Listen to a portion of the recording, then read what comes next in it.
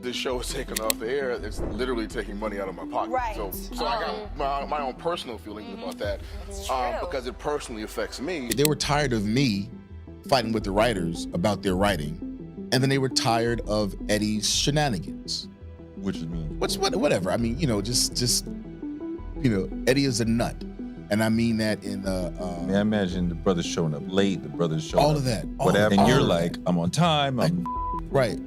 It was a miserable experience. When Malcolm-Jamal Warner passed away in Costa Rica on July 21st, 2025, the move his wife made after shook the entire Hollywood scene. She announced that his funeral would be completely private, and the guest list itself would expose the truth about who really stood by Malcolm throughout his career. After The Cosby Show was yanked from syndication, Malcolm never once hesitated to speak his mind, even if it cost him millions in lost opportunities.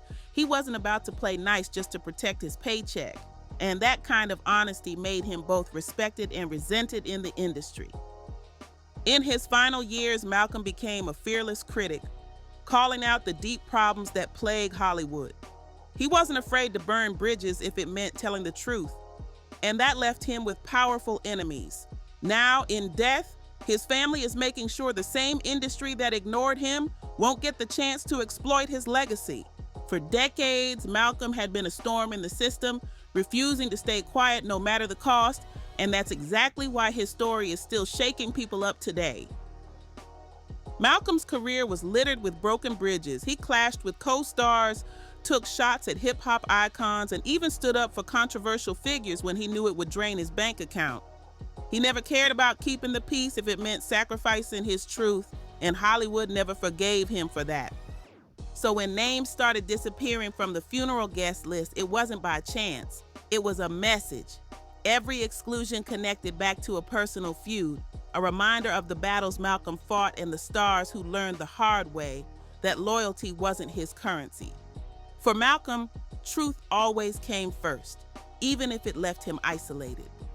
The drama really kicked off in 1996, when Malcolm thought he was finally getting his big comeback. After The Cosby Show ended, he struggled to land grown-up roles that matched the success of his childhood fame. Then UPN handed him a golden ticket, his own sitcom, Malcolm and Eddie. It was supposed to be his moment to shine, the show that would put him back on top. But the network paired him with Eddie Griffin, and that one decision would flip his world upside down. From that point on, Malcolm would learn a brutal lesson about choosing his battles wisely, because not every partnership was built to last, and this one would test him like never before. The math was crystal clear. 100 episodes meant syndication money rolling in for life. Both Malcolm and Eddie knew it. Both needed that kind of financial security. But Eddie Griffin's reckless behavior turned that dream into a nightmare. Griffin was unpredictable, straight up wild. While Malcolm was in heated battles with the writers, demanding that the show deliver authentic Black representation on screen, Eddie was stumbling in late, unprepared, and stirring chaos behind the scenes. That chaos gave executives the perfect excuse to meddle, water things down, and twist the show into something Malcolm never wanted. In the end, the show flatlined at just 88 episodes, 12 short of that syndication jackpot. Both men lost millions, but the real loss was what Malcolm took to heart. He realized that Griffin wasn't just another comic. He represented a certain type of Black entertainer Hollywood loved to keep around. The type that was loud, erratic, and unpredictable, but never pushed too hard against white executives' authority. Malcolm was the opposite. Professional, sharp, and talented, but unafraid to demand better. And that difference cut deep. That clash didn't just cost him money, it exposed the very system he'd spend the rest of his career calling out, and the enemies he made in the process would never forget it. Malcolm was never the type to swallow disrespect, and the clash between him and Eddie Griffin proved it. Their differences weren't just about late call times or sloppy behavior, they were deeper, philosophical divides that would only become clearer with time. Years later, while Malcolm was using his final years to blast Trump supporters and stand firm in his politics, Griffin morphed into the exact figure Malcolm had warned Hollywood about. A Black celebrity cozying up to Trump, making outrageous statements just to entertain conservative audiences. The contrast between them couldn't have been more explosive. The tension wasn't only on set either. Karen Molina White, who Malcolm was dating during Malcolm and Eddie, later exposed how the network was quietly trying to phase out black actors to make room for more white faces. Malcolm fought tooth and nail to protect her spot, but Griffin's constant chaos gave executives the ammo they needed to push their agenda. His antics became the excuse for sweeping changes Malcolm couldn't stop. The failure of Malcolm and Eddie became Malcolm's permanent reminder, a blueprint for how he would handle every relationship moving forward. He swore he would never again let another person's selfishness sabotage his future. That vow shaped every decision he made afterward, even down to who would have the honor of being invited to his funeral. For Malcolm, Griffin's behavior wasn't just a bad memory, it was $1 million loss, a betrayal, and a lesson carved into stone. Some bridges weren't meant to be rebuilt, and this early feud set the tone for the rest of Malcolm's life, a man who would never compromise his values, no matter the cost. Losing money and losing opportunities didn't break Malcolm, it hardened him. The industry wanted him to play the obedient role of a grateful former child star, but Malcolm flipped that script completely.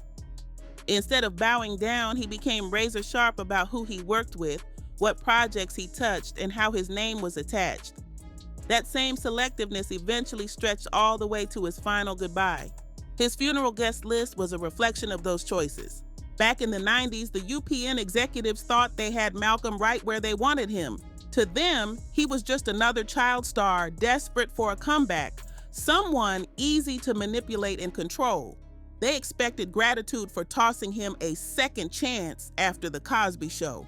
But instead of smiling and saying thank you, Malcolm pushed back hard. He fought their decisions, called out their racist practices, and made sure representation was at the center of every fight. Behind the scenes, he was making demands Hollywood wasn't used to hearing: black camera operators on set, authentic storylines that didn't play into stereotypes, and standing firm when it came to protecting Karen Molina White from being erased. To executives, that made him difficult. To Malcolm, it was non-negotiable. And from those battles, Malcolm carved out a lesson that shaped everything that came after. If you don't fight for your values from the start, you'll spend your whole career watching them get stripped away piece by piece. Griffin's chaos had already shown him how dangerous the wrong collaborator could be, but his real education in making enemies with power players came years later. By 2024, Malcolm had found his true megaphone for raw, uncomfortable truths, the podcast Not All Hood, and through that platform, he started aiming his fire at names that shook the industry to its core. What started as simple, raw conversations about black identity on Not All Hood quickly spiraled into something far bigger, a straight-up declaration of war against some of hip-hop's most powerful names. Malcolm wasn't satisfied with quietly distancing himself from people he thought were problematic. He went all in, calling them out publicly with no filter. "It's corny," he snapped in one episode, dismissing a whole lane of rap culture with just 2 words. And he didn't stop there. Malcolm wasn't hiding behind vague critiques or safe commentary. He was dropping names. J. Cole, one of the most respected and critically acclaimed rappers of his generation, became one of Malcolm's prime targets. And by coming for Cole, Malcolm wasn't just poking at an artist. He was challenging an empire, a fan base millions strong, backed by serious industry power. This wasn't casual music criticism, it was a takedown. Malcolm accused record labels of weaponizing hip-hop itself, turning it into a tool that spread negative stereotypes about black communities while funneling billions into the pockets of white executives. According to him, the very art form that once uplifted was now being twisted into propaganda for profit. The backlash came like a tidal wave. Hip-hop Twitter, Instagram, and podcasts lit up with fury. Younger rappers and fans tore into Malcolm's stance, branding it as nothing more than outdated respectability politics, an old-school attempt to police their creativity and freedom of expression. What Malcolm saw as truth-telling, the new generation painted as betrayal, and the outrage nearly swallowed him whole. J. Cole never fired back, and in hip-hop culture, where beefs and clapbacks are practically a requirement, that silence spoke volumes. By saying nothing, Cole sent the loudest message of all: Malcolm wasn't even worth acknowledging. To the industry, he was dismissed, brushed off, and left talking to himself in the wind. But here's the thing: Malcolm wanted it that way. He wasn't looking for a rap battle. He was making a point, the same way he had when he clashed with Eddie Griffin's Chaos, or later when he risked it all defending Bill Cosby. He knew it would cost him, but standing on principle was always the hill he was willing to die on. To Malcolm, hip-hop wasn't just about catchy hooks or clever bars. It came with responsibility. He believed that an artist as skilled as Cole had no business leaning on language or stereotypes that dragged the community down. In his mind, there were certain things that were beneath someone of that caliber, and if nobody else would say it, Malcolm would. This was his evolution, the Eddie Griffin lesson taken to the extreme. Back then, he learned to avoid toxic collaborators. Now he was actively hunting down the people and institutions he thought were toxic and calling them out directly. That fire came at a cost, though. The controversy split Black entertainment right down the middle. Malcolm stood with the older generation, artists who preached conscious messaging, community uplift, and responsibility to the culture. But the younger crowd, they saw his words as a cage, a relic from another era, trying to box them in and restrict their authenticity. For them, Malcolm wasn't protecting the art, he was choking it, and the divide only grew sharper with every word he spoke. When Malcolm passed, the hip-hop world's reaction was chillingly quiet. The same artists he had criticized during his final years chose silence over sympathy. J. Cole didn't post a tribute, didn't send condolences, didn't even drop a single public word, nothing. The bridges Malcolm set on fire while alive stayed burned to ashes and death, and his funeral guest list reflected that reality with ruthless clarity. The hip-hop legends he had gone toe-to-toe with weren't invited, not even close. Malcolm had built his legacy on integrity over convenience, principles over fake friendships, and his family made sure that same standard carried into his final goodbye. The people who benefited from protecting their image at the expense of truth had no seat at that service. Because Malcolm's podcast rants were never just entertainment talk or shock value. They were warnings, manifestos, and declarations of war. He wasn't simply critiquing beats or lyrics. He was calling out the entire machine. He argued that Black art had been twisted into a cash cow for white-owned corporations, stripped of its soul, then resold back to the same communities it once uplifted. Malcolm knew the ugly truth. Hip-hop had been flipped into a billion-dollar profit center that often left devastation in its wake. And when he named artists like J. Cole, it wasn't out of petty jealousy or personal beef, it was about accountability. He believed that if you had the talent and the platform, you had the responsibility to use it wisely. And even if that belief left him isolated in life, his death made one thing clear: he never wavered, not once. Malcolm believed that real artists, those with undeniable skill and massive platforms, carried responsibilities far bigger than chasing checks. He expected them to push culture forward, not just profit from it. And when the backlash came crashing down on him for saying so, Malcolm took it as proof of what he'd always suspected. The industry will protect its formulas, its profits, and its gatekeepers while punishing anyone bold enough to disrupt the system. But as fiery as those battles in hip-hop were, they were just the warm-up. Malcolm's biggest test, the one that would scorch his career and his reputation, was still waiting. His harshest enemies weren't made in music. They were born out of his most controversial loyalty. When wave after wave of allegations erupted against Bill Cosby, Malcolm faced a decision that would define not just his career, but also the way the world would remember him in death. Unlike Eddie Griffin's reckless chaos or J. Cole's lyrical choices, this wasn't about professionalism or artistry. This was about standing by a man the world had turned its back on, or walking away to save himself. Malcolm made his choice. He chose loyalty, and that loyalty came with a price so steep it left him nearly exiled from Hollywood. Financial opportunities dried up, relationships disintegrated, and doors that were once wide open slammed shut in his face. That decision didn't just reshape his career, it rewrote his legacy, and it would determine exactly who showed up to mourn him when the end finally came. Malcolm planted himself in the most dangerous spot imaginable, refusing to fully condemn Bill Cosby, but also refusing to defend his alleged actions. It was a razor-thin, nuanced stance that left him stranded in no man's land, hated by both sides. To Cosby's critics, Malcolm was an apologist. To Cosby's supporters, he wasn't loyal enough. In the end, he satisfied no one and made enemies everywhere. His approach was blunt. Malcolm argued that Hollywood thrived on double standards when it came to scandal. He pointed out how Roman Polanski, who literally fled the country to escape charges, still had his films honored at festivals, and how Woody Allen's movies with allegations that refused to go away still got international distribution. But instead of sparking conversation, those arguments turned Malcolm into a pariah. Suddenly, he was branded as a man out of step with the Me Too movement, a threat to survivor advocates, and worst of all, an unpredictable liability to the very executives who once signed his checks. The fallout came fast and brutal.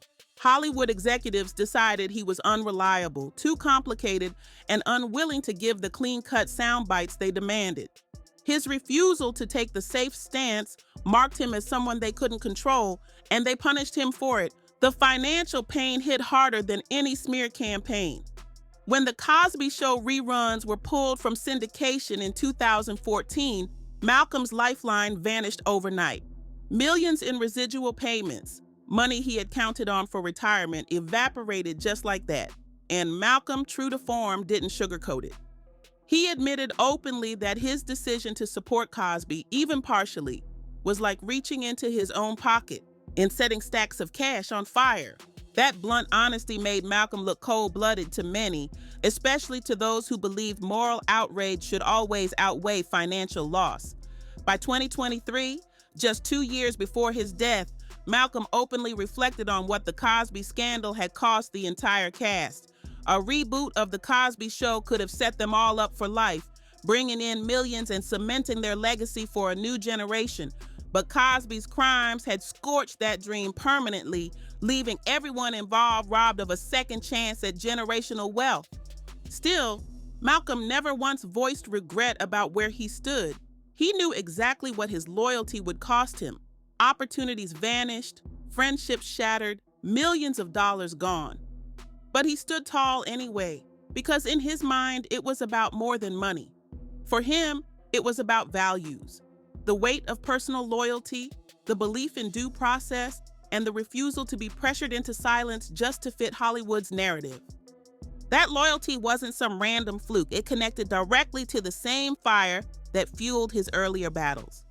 Just like he had gone to war with UPN executives to protect Karen Molina White from being pushed aside, just like he had blasted hip-hop giants he believed were selling out their communities, Malcolm once again chose the harder road. He put principles above profit, even if it meant walking away from the career he had built since childhood. Malcolm Warner's legacy was written in sacrifice for truth, for loyalty, and for values he refused to compromise no matter how steep the price. When Malcolm passed, the world was stunned to learn that he and Bill Cosby had never cut ties. Cosby himself revealed they had stayed in touch through the storm, even speaking just 3 months before Malcolm's death about a concert. That revelation proved what many suspected. Malcolm never abandoned his mentor, even when walking away would have been the safer move for his career. That loyalty became the ultimate proof of Malcolm's lifelong pattern. From clashing with Eddie Griffin's chaos, to taking shots at artists like J. Cole, to defending one of Hollywood's most radioactive figures, Malcolm's story was always the same. He was willing to make enemies if it meant standing on principle. And here's the twist. Malcolm's defense of Cosby was never really about Cosby himself. It was about something much bigger. His refusal to let mob mentality crush nuance, due process, and critical thinking. Malcolm saw firsthand how quickly the entertainment machine could flip when money was on the line. The very executives who had made millions off The Cosby Show were suddenly acting like they had never benefited from that relationship, erasing the past as if it never happened. To Malcolm, that hypocrisy was worse than scandal. It was betrayal. And by refusing to join the chorus, he guaranteed his own exile. His stance wasn't about protecting Cosby. It was about exposing how disposable people became when Hollywood smelled blood in the water. Malcolm saw the hypocrisy of Hollywood crystal clear, and he flat out refused to play along. Staying quiet could have protected his career, preserved friendships, and kept doors open for new projects. But silence wasn't in his DNA. His position on Cosby and on countless other issues cost him dearly. Actors turned their backs, producers cut ties, and the offers for new roles dried up. But Malcolm didn't flinch because by then he had already learned one of the hardest lessons of his life. Integrity was worth far more than a padded bank account. Every conflict along the way had revealed another layer of the entertainment industry's true nature. It was a system built to reward compliance, to celebrate performers who smiled, nodded, and never dared to challenge authority. Malcolm chose the opposite path.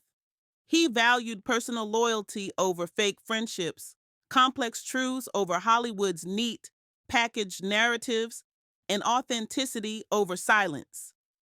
And every time he made that choice, he paid for it, but he never backed down. By the time he entered his final years, Malcolm's perspective had shifted again. His earlier battles with Griffin, J. Cole, and Cosby had been practice rounds for something much bigger. His political awakening was the final stage of his evolution, the moment he rejected Hollywood's demand for neutral, non-controversial stars. Defending Cosby had already taught him the harshest truth. Industry acceptance was fleeting, but standing on principle lasted forever. Malcolm's last chapter wouldn't just be about celebrity feuds, it would be about taking on the very system itself, even if it meant facing the end alone. By 2024, Malcolm had stopped caring about playing nice altogether. He was ready to make enemies out of anyone who stood against his values, no matter how powerful, no matter how protected. This wasn't about shading people behind the scenes or whispering his opinions in private. Malcolm was going full throttle, out in the open, daring Hollywood to cancel him if they had the guts. And when it came to Trump supporters, Malcolm wasn't mincing words. He wasn't being diplomatic. He wasn't trying to balance relationships across Hollywood's fragile political spectrum. He was calling people out by name. Celebrities, executives, industry figures. If you backed Trump and still tried to move like you were part of Hollywood's liberal consensus, Malcolm was exposing you. His voice cut through like a blade in a room where silence had always been the safest option. This wasn't that watered-down, safe celebrity activism where stars post vague platitudes about unity and healing. Malcolm wasn't about hashtags, he was about accountability. He drew hard moral lines, flat out saying that supporting Trump revealed a fundamental character flaw. And in Hollywood, where the entire system runs on consensus, compromise, and keeping the money flowing, that made him toxic. Studios want stars who can appeal to everyone, entertainers who won't rock the boat and scare advertisers. But Malcolm, he was shaking the whole ship, pointing out the rot and daring the industry to keep pretending nothing was wrong. Malcolm's refusal to play middle ground, his willingness to alienate half the country, turned him into pure poison for Hollywood's risk-averse executives. To them, he wasn't just controversial, he was radioactive. But if you look at his political evolution in the context of his past, it made perfect sense. Every feud, every lost opportunity, every burned bridge had shaped this version of Malcolm. Fearless, defiant, and unwilling to bend. From Eddie Griffin, he learned that some people's values are flat out incompatible with his own, no matter how profitable the partnership might look on paper. From J. Cole, he learned that speaking uncomfortable truths makes enemies, but it also creates clarity about who stands where. And from defending Bill Cosby, he learned the hardest lesson of all, that loyalty to principles matters more than any paycheck, even if it leaves you broke and exiled. By the time Not All Hood took off, his podcast wasn't just a side project, it was his battlefield. He used it to unleash a brand of honesty Hollywood found dangerous. He dug into systemic racism, industry exploitation, and celebrity cowardice with no filter and no fear of who he offended. He called out white executives for profiting off black culture while silencing black voices, and he blasted black celebrities who stayed quiet just to protect their image and keep their bags secure. The price came fast and heavy.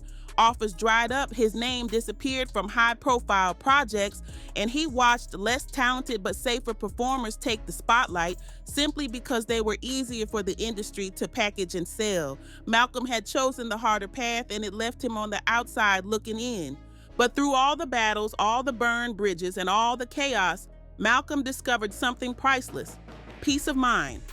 For the first time, he was living on his own terms. He married a woman who loved him for exactly who he was, not for the fame attached to his name, and together they built a home in Atlanta where he could raise his daughter far from Hollywood's toxic grip. That escape wasn't running, it was freedom. His political stances weren't just hot takes, they were the final stage in a lifelong evolution that began way back with Eddie Griffin. First, he learned to avoid toxic colleagues. Then he sharpened his edge by calling out artists he thought were dragging the culture down.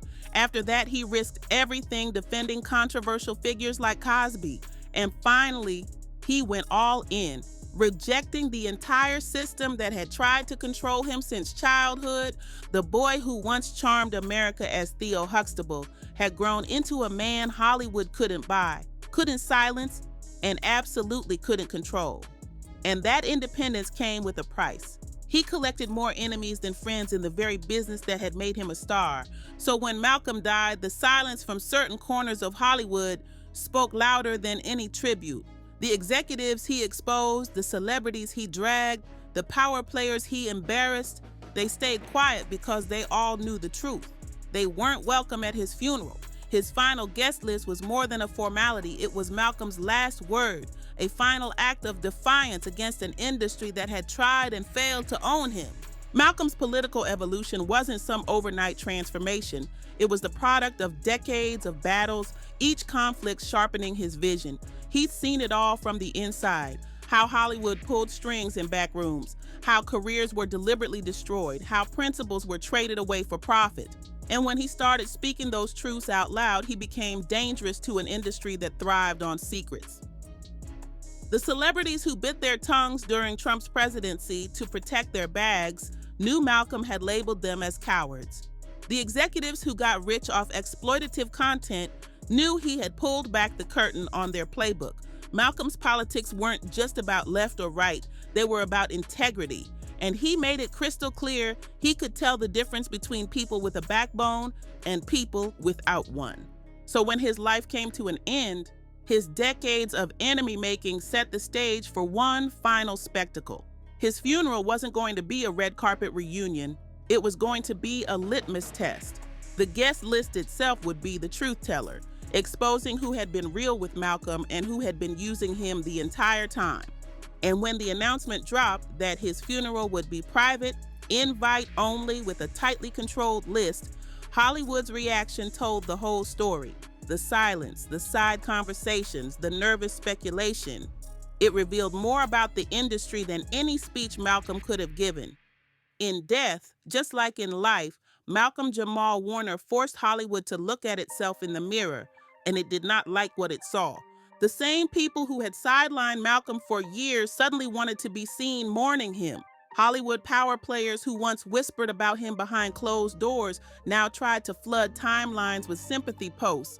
But Malcolm's wife wasn't having it. She had watched him lose opportunities, friendships, and millions because he refused to bend, and she wasn't about to let those same people turn his death into their redemption story. The tributes that did appear told the real story of who truly stood by him. Raven Simone, who grew up with Malcolm on The Cosby Show, shared raw emotion in her tribute. Tracy Ellis Ross, who once played his TV wife on Read Between the Lines, posted heartfelt memories that spoke of a bond deeper than Hollywood contracts.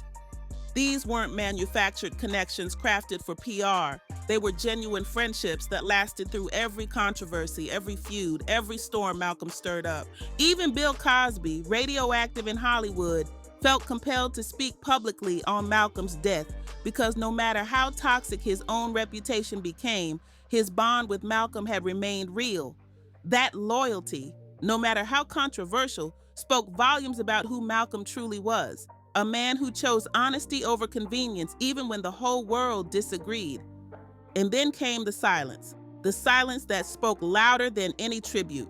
The hip-hop artists he had called out, the rappers he accused of selling out their communities, nowhere to be found. Their absence at his funeral and their silence online were proof of everything Malcolm had said. Integrity divides the real from the fake. And in death, just like in life, Malcolm-Jamal Warner forced the world to pick a side. J. Cole, despite being called out by name on Malcolm's podcast, stayed silent, offering no statement, no acknowledgement, nothing. The industry executives who had blackballed Malcolm over his politics stayed just as quiet, their absence louder than any hollow tribute they might have posted. Eddie Griffin, on the other hand, did put out a tribute reminiscing about their professional bond, but everyone knew the truth.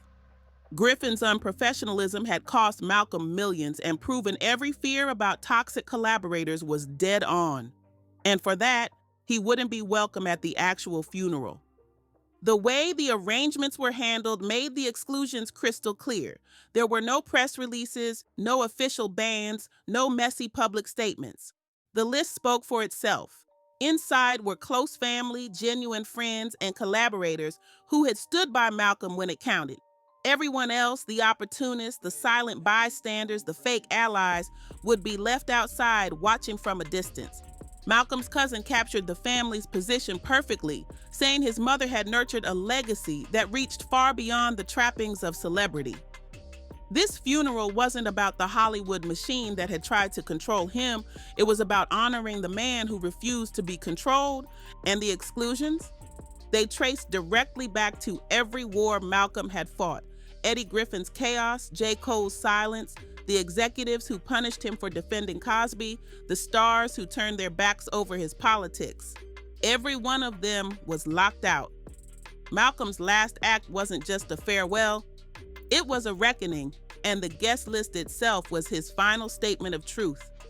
In his final year, Malcolm often said his proudest achievement wasn't the roles, the fame, or the money. It was the fact that he had kept his integrity intact and found real peace in his choices. His family's funeral decisions reflected that same code. They didn't honor a Hollywood brand or a carefully packaged image. They honored the man, the father, the husband, the artist who refused to play by rules that didn't align with his principles. The service celebrated a man who would rather walk away from opportunities than compromise his values, a man who put loyalty before career advancement and who spoke truths even when those truths came with devastating professional costs. His funeral became more than a farewell. It became Malcolm's last statement about an industry built on exploitation, compromise, and fake alliances. His family chose authenticity over access, genuine bonds over hollow networking, and in doing so, they carried out his final wish without ever having to say a word. In death, just like in life, Malcolm chose to be himself unapologetically rather than bend into what others wanted him to become. And for the first time in 4 decades, the Hollywood machine that tried to own him was completely, definitively shut out. The boy who once lit up America's TV screens as Theo Huxtable had transformed into a man who couldn't be bought, silenced, or controlled. His funeral guest list was more than names on paper.